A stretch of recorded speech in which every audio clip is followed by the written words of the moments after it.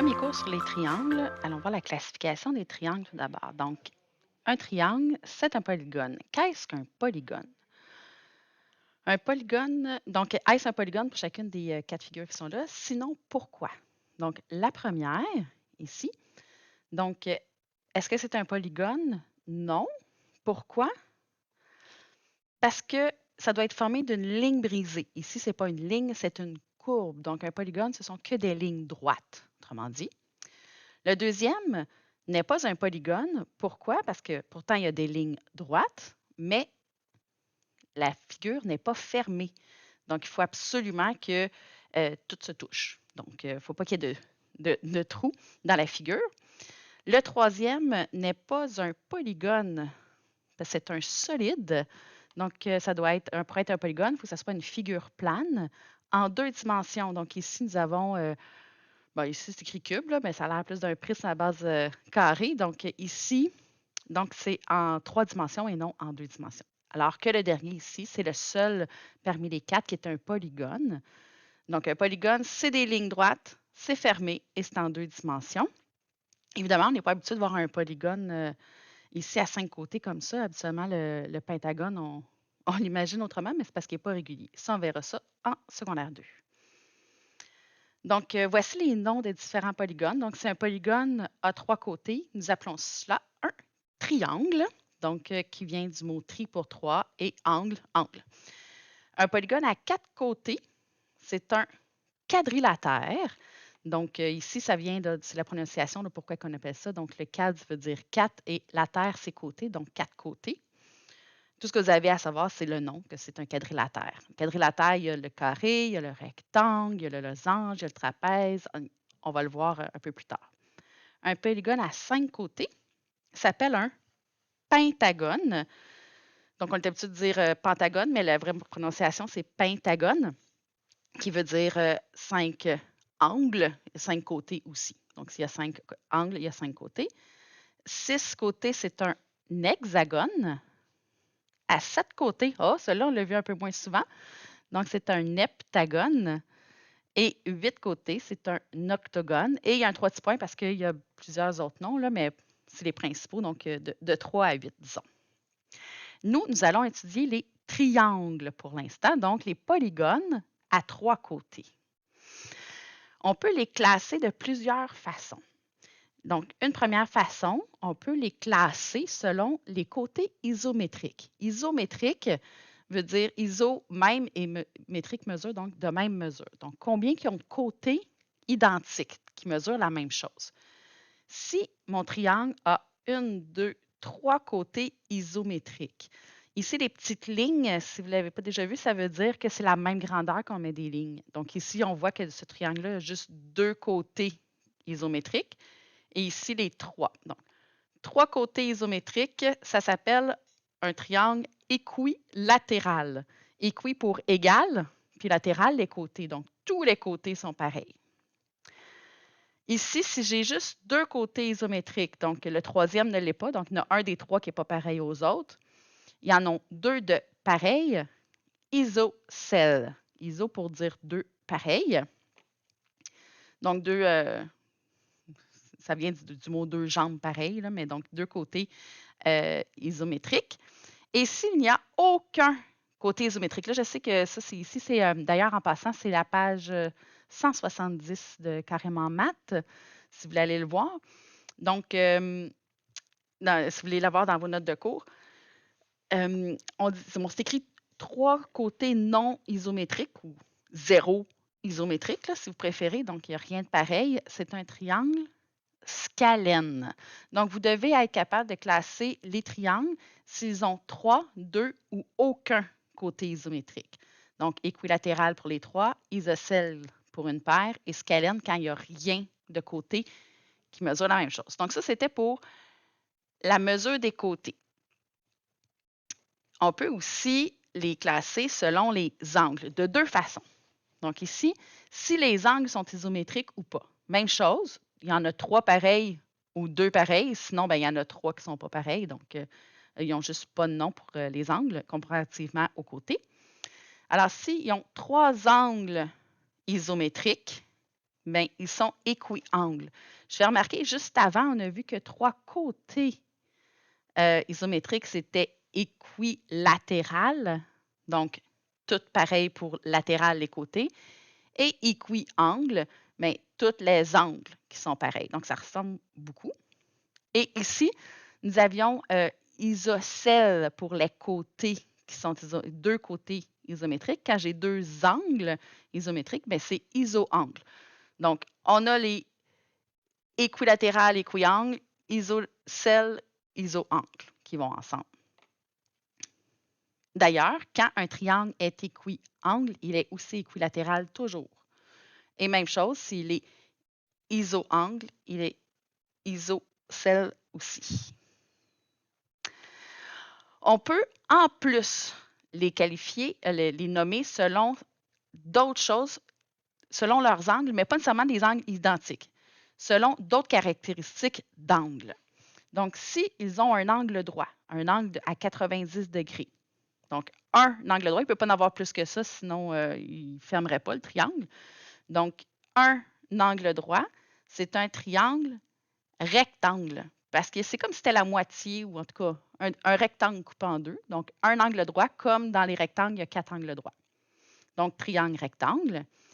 Si tous ces angles sont aigus, donc vous avez déjà vu aigu, donc entre 0 et 90 degrés exclusivement. Donc, si tous ces angles sont plus petits que 90, c'est acutangle. Donc, 3 angles aigus, acutangle.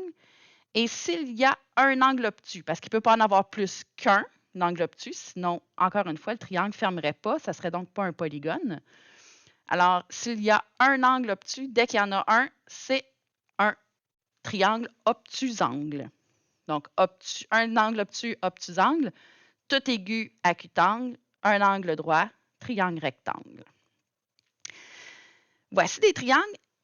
On vous demande de nommer ces triangles le plus précisément possible. Donc, ils ont au moins chacun un nom pour les angles, un nom pour les côtés.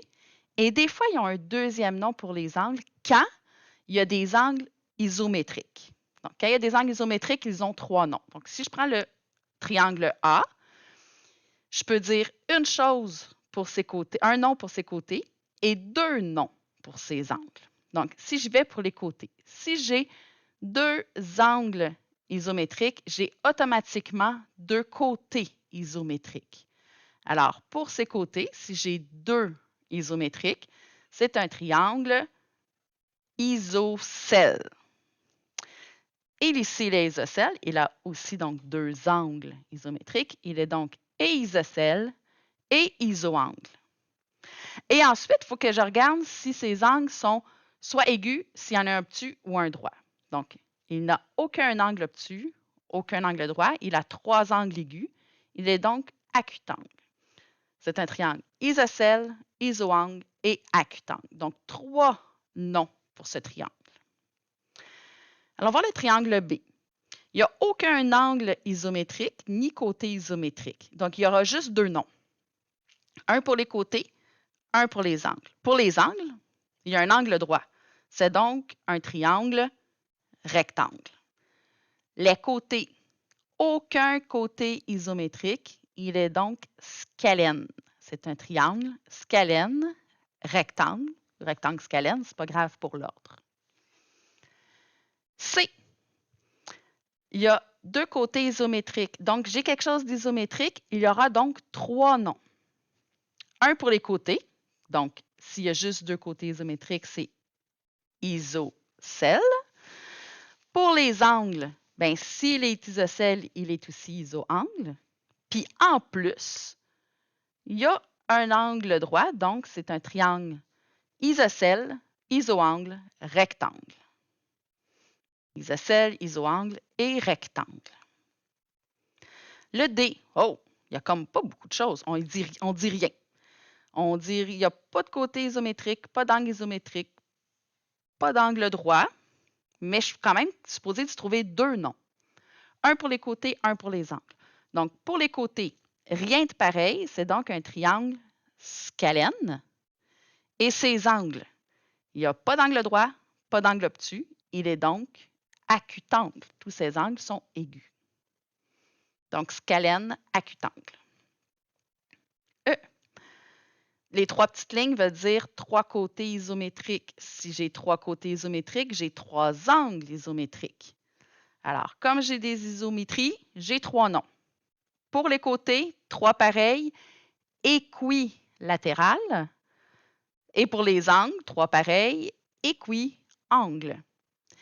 Et les triangles équilatéraux sont tous acutangles, parce que ça donnera toujours 3 angles aigus. Tout le temps, tout le temps. Donc, dès que vous dites un triangle équilatéral, il est nécessairement équiangle et acutangle toujours. Et le dernier, F, il ressemble un petit peu au D. Il n'y a rien de pareil, donc pas d'iso quelque chose, pas d'équi quelque chose. Donc, pour les côtés, il est donc scalène, tout comme le D. Mais pour les angles, oups, ici j'ai un angle obtus. Il est plus grand que 90. Donc, c'est un triangle scalène obtusangle. Alors, je fais remarquer toujours 2 noms. Un pour les côtés, un pour les angles. Et quand il y a des affaires pareilles, un 3e nom. Suivant. Donc, essayez de tracer des triangles dans la case. Bien là, c'est sûr que vous ne l'avez pas, mais essayez de l'imaginer. Donc, ici, si je veux dessiner un triangle, pourquoi, excusez, ces deux-là, ils n'ont rien? C'est que c'est impossible.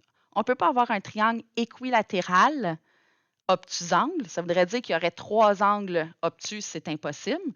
Et je ne peux pas être, elle ne peut pas avoir un angle droit non plus, parce qu'il faudrait qu'il y ait 3 angles droits. Ça ne se peut pas pour un triangle. Donc, c'est impossible de dessiner ces triangles-là. Mais toutes les autres sont possibles.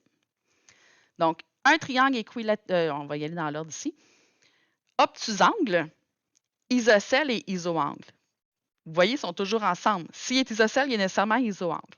Donc, il faut qu'il y ait 2 côtés pareils et un grand angle. Donc, ici, on a un angle obtus et les 2 petits sont isométriques. Donc, ça fait isocèle, isoangle, obtusangle. Si je le veux toujours obtusangle, donc avec un grand angle plus grand que 90 degrés, scalène, donc je pourrais essayer de le dessiner un peu comme ça. Donc, grand, je ne sais pas comment il a été fait. Ah oui, comme ça. Donc, ici, un angle obtus et s'assurer que les 3 côtés ne sont pas pareils. Un triangle, pardon, rectangle, donc avec un angle droit, et isocèle, oui, c'est possible. Donc, on fait un angle droit et les 2 autres angles sont petits et isométriques. Alors, bon, je l'ai fait en haut, mais on aurait pu le faire un peu placé comme ça aussi. L'important, c'est que les 2 autres angles soient isométriques. Ils seront toujours de 45. On va le voir dans les propriétés un peu plus tard. Un triangle scalène rectangle, on s'arrange juste pour avoir un angle droit et que les 3 côtés ne soient pas pareils. Et finalement, les acutangles. Alors, la seule façon d'avoir un triangle équilatéral, c'est acutangle nécessairement, sont les 3 pareils. Isoangle, acutangle, bon, on s'arrange juste ici pour remonter notre 3e sommet pour qu'il n'y ait aucun angle obtus. Et juste des angles droits, aigus, pardon. Et scalène, ben, on s'arrange qu'il y ait 3 angles, pas pareils, mais tous aigus. Donc, 3 côtés pas pareils, 3 angles pas pareils, mais pas d'angle droit. Donc, ici, c'était, si vous voulez aller voir, les notes de cours sont à la page 170 du cours de mathématiques. Et ce qui va venir, donc, au prochain cours, ça va être une feuille à faire et le numéro 1 de la page 172.